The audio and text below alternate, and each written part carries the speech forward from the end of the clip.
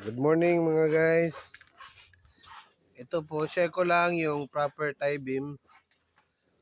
Bago po magposte yan, buhos po. Tapos lahat yan po dapat connected siya. Yan, nakatali hanggang sa dulo. Tapos sabay-sabay na siya magbuhos. Para sabay-sabay naman tumigas at mag-curing ng concrete. Yan. Dapat yan, naka-cross. Para siguradong hindi gagalaw yung structure. Okay, guys, oh.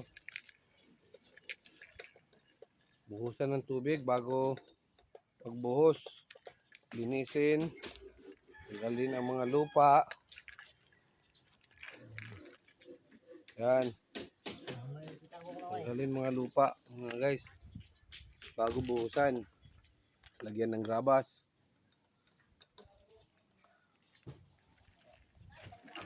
Ito. Ito yung... Unsa ba nga?